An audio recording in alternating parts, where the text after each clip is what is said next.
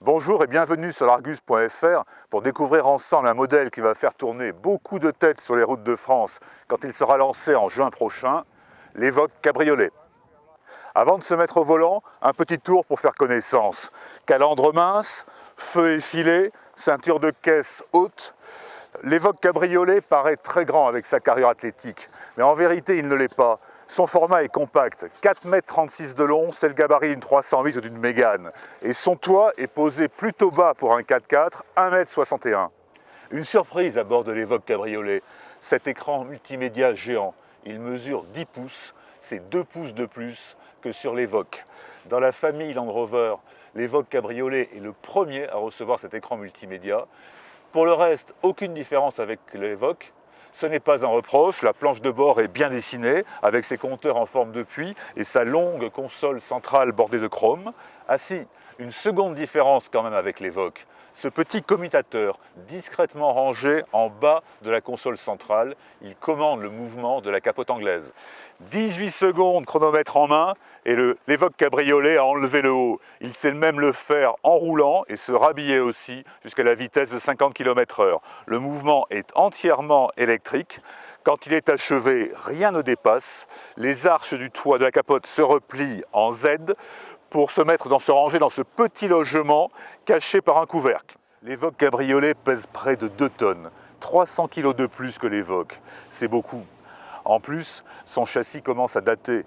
Il est né en 2006 avec le Freelander. N'allait-il pas souffrir sous la charge et le diesel 180 chevaux aussi? La réponse est non. Mieux vaut éviter le diesel 150 chevaux.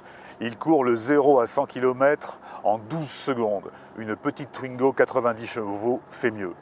Mais le diesel 180 chevaux s'avère plus fringant, 10,4 de 0 à 100 km/h. La boîte automatique à 9 rapports est bien étagée.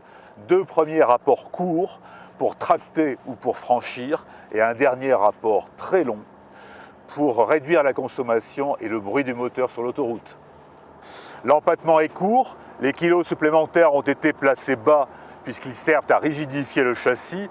Dès lors, l'Evoque Cabriolet est très agréable à conduire, même à rythme soutenu. Changement de cap précis, roulis bien contenu.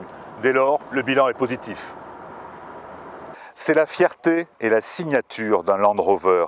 Il sait bien sûr rouler, puisque son usage était essentiellement routier, mais il sait aussi escalader et franchir.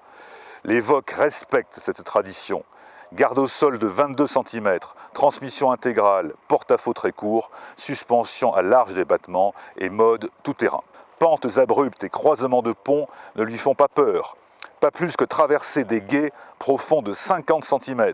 D'accord, ça ne lui arrivera pas souvent, mais ses futurs propriétaires seront heureux de le savoir. L'Evoque Cabriolet peut le faire et laisser de l'autre côté de la rivière tous les autres SUV compacts. L'Evoque Cabriolet a 2 défauts. D'abord, le coffre. 250 litres de volume de chargement, c'est moins que sur une Clio et c'est trop peu pour voyager, même à 2. Quant à voyager à 4, n'y pensez pas, tel est le second défaut de l'Evoque Cabriolet, commun d'ailleurs à tous les cabriolets. Au rang arrière, passé 50 km/h, le vent fouette le visage. Les places arrière de l'Evoque Cabriolet peuvent dépanner sur une courte distance, pas davantage. À moins de rouler en permanence capote fermée, mais alors à quoi bon acheter un cabriolet? Du charme, de l'originalité, agréable à conduire sur route, de vraies capacités en tout terrain, plus en prime, le plaisir de rouler cheveux au vent en communion avec la nature. L'Evoque Cabriolet ne manque pas d'atouts. À ce prix, en France, l'Evoque Cabriolet restera une rareté. Mais il existe, et tant mieux, car le plaisir c'est aussi de le voir passer. A bientôt sur l'Argus.fr.